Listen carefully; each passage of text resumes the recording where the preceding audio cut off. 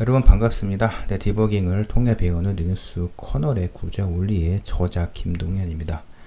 자, 이번 동영상에서는 이제 인터럽트 후반부 기법에 대해서 소개를 드리겠습니다. 자, 이 동영상에 해당되는 내용은요, 6.1.1절의 인터럽트 후반부 기법을 적용하는 이유예요. 인터럽트 후반부 기법을 이제 왜 적용해야 되는지 설명을 드리고 인터럽트 후반부 기법에 대해서 이제 간단히 소개를 하겠습니다. 자, 5장에서 이제 인터럽트가 발생하면 인터럽트 핸들러는 이제 빨리 실행돼야 한다라고 배웠습니다. 자, 근데 인터럽트 핸들러에서 사실 처리해야 될 이제 일이 많을 경우가 많아요. 대부분의 시스템에서는요. 근데 이제 인터럽트 핸들러에서는 이제 코드가 빠르고 간결하게 실행이 되어야 됩니다. 그 이유가 무엇이냐면 인터럽트는 기본적으로 프로세스가 하던 일을 멈추게 하고 실행되는 루틴이기 때문이에요. 그런데 인터럽트를 처리하는 코드가 실행 시간이 길면 그러면 좀 시스템에 악영향을 끼칠 수가 있죠.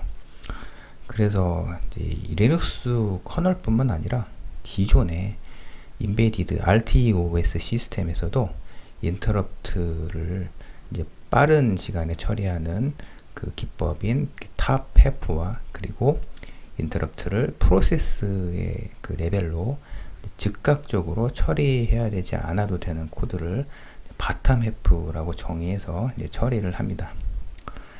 자, 그래서 이제 인터럽트가 발생하게 되면 이제 프로세스 입장으로서는 하던 일을 멈추고 실행을 해야 되기 때문에 인터럽트 핸들러는 실행 시간이 짧아야 됩니다. 근데 인터럽트를 처리하는 코드의 그 실행 시간이 길면 코드를 이제 두 단계로 나눌 수가 있어요. 빨리 실행돼야 될 코드는 보시다시피 인터럽트 핸들러 및 인터럽트 컨텍스트에서 실행을 하고요. 실시간으로 바로 처리되지 않아도 되는 코드, 이제 그런 코드는 인터럽트 후반부 기법을 적용하면 됩니다. 그래서 대부분의 이제 요즘 디바이스 드라이버에서는 인터럽트가 발생한 다음에 이를 처리해야 될 동작이 많은 경우가 대부분이에요. 한 가지 예를 들어보면 여러분들이 갖고 다니는 휴대폰에서 이제 화면을 손으로 이제 뭔가 이제 만지면 이제 터치 인터럽트가 발생하게 되거든요. 여러분이 이제 화면을 이제 손으로 입력해서 터치 이제 인터럽트를 유발하게 되면 이제 손으로 만진 화면에 대해서 어떤 움직임이 있어야 되잖아요. 예를 들어서 이제 브라우저에서 근데 어떤 이제 아이콘을 손으로 딱 누르면 이제 새로운 웹페이지가 다시 보인다던가 아니면 화면을 닫는다던가 아니면 이제 여러분들 휴대폰 화면으로 다이얼 패드를 눌러서 이제 전화를 걸 수도 있잖아요. 그러면 화면이 이렇게 바뀔 거예요. 근데 이 이야기가 뭐냐면 그 시스템 내부에서 어떻게 동작하는지 이제 좀 깊게 이를 들여다보면 터치 인터럽트가 발생하면 터치 인터럽트가 발생했다는 사실을 이제 드라이버에서 먼저 인지를 하겠죠. 그 다음에 그 좌표 정보와 여러 가지 세부적인 그 이제 여러 터치에 대한 정보를 유저 공간에 알려줄 거예요. 이를 U 이벤트로 전달하는 방법도 있고 여러 가지 그 시스템의 미들웨어에 따라서 동작하는 방식이 다른데요.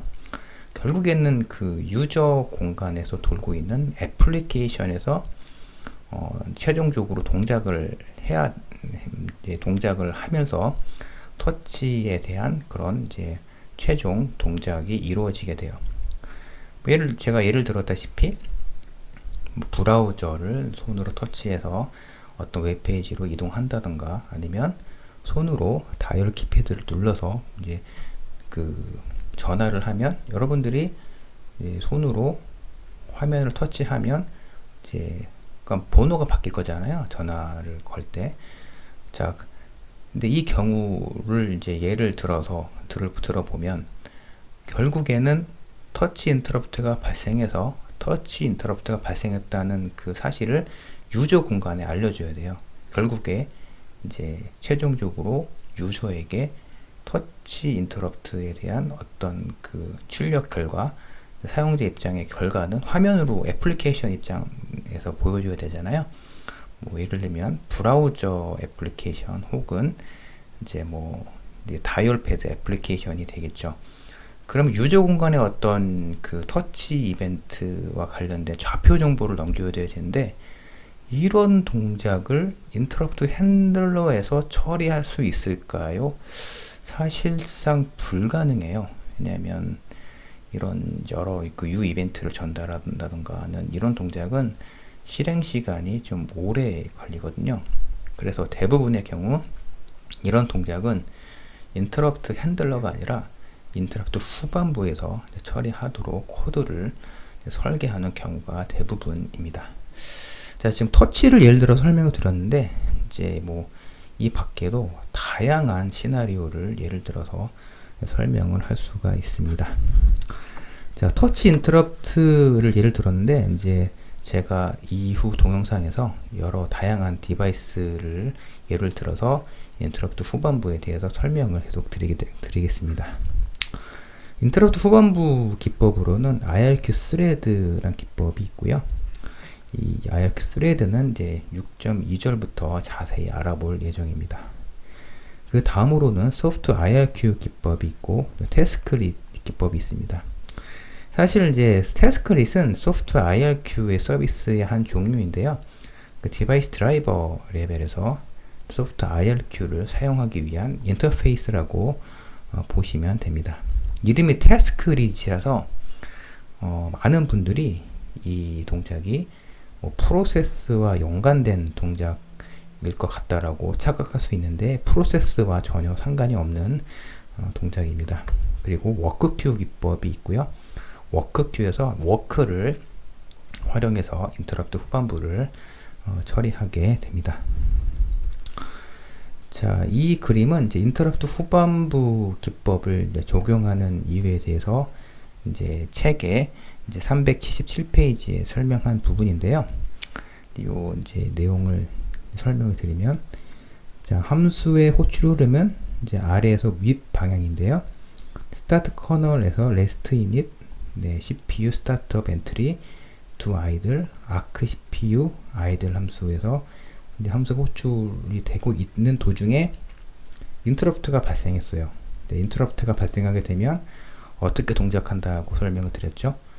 복습하는 차원에서 다시 한번 설명을 드리면, 인터럽트가 발생하면 인터럽트에 대한 인터럽트 벡터 주소로 프로그램 카운터가 브랜치 되게 되고, 프로그램 카운터 인터럽트 벡터의 주소에는 리눅스 커널인 경우는 벡터 언더바 IRQ라는 레이블에서 그 인터럽트가 발생한 모두 정보를 읽은 다음에 커널에서 어떤 코드가 실행하는 도중에 인터럽트가 발생하면 요 레이블로 브랜치를 하게 되고, 이제 이 함수 흐름으로 인터럽트 핸들러가 호출이 되게 됩니다. 이 함수에서 인터럽트 핸들러가 호출이 될 거예요. 근데 이 그림은 이제 프로세스 입장에서 보면 이게 프로세스의 스택 공간이거든요. 근데 프로세스가 이 함수를 실행하는 도중에 이런 함수를 프로세스가 모르게 실행을 하는 거예요. 그래서 프로세스 입장에서 보면 아크 CPU 아이들 함수가 실행되는 도중에 잠깐 실행이 멈췄다고도 볼 수가 있습니다. 그래서 이제 프로세스가 실행하는 도중에 인터럽트가 발생하면 처리되는 이 함수는 실행 시간이 짧아야 되는 것입니다. 자, 그래서 이제 인터럽트 후반부 기법을 적용하는 이유는 이제 프로세스가 실행하는 것을 멈추고 인터럽트가 발생하기 때문에 인터럽트를 처리하는 코드는 실행 시간이 짧아야 되는데, 그런데 이제 그 인터럽트를 처리하는 코드의 량이 많아서 실행 시간이 오래 걸리면 이제 빨리 처리해야 될 코드는 인터럽트 핸들러에서 처리하고, 좀 더 즉각적으로 처리하지 않아도 되는 코드는 인터럽트 후반부 기법을 적용해서 이제 인터럽트를 처리하면 되는 것입니다. 인터럽트 후반부 기법은 이제 이렇게 제가 소개를 드렸는데요.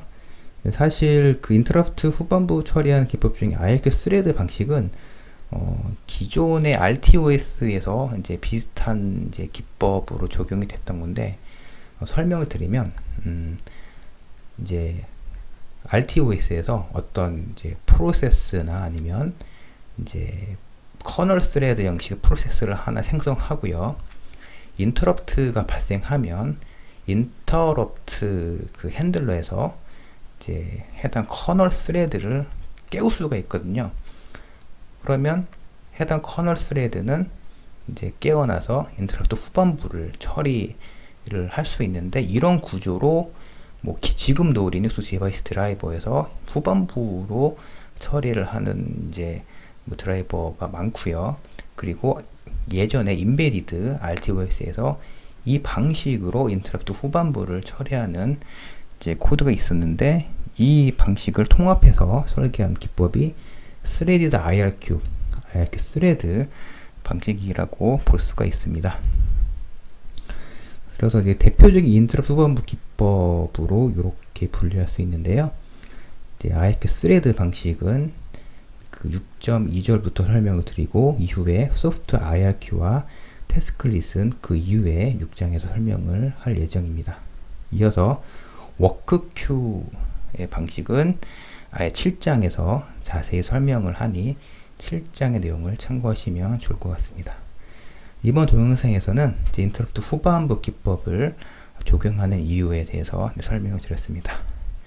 여기까지 시청해 주셔서 감사합니다.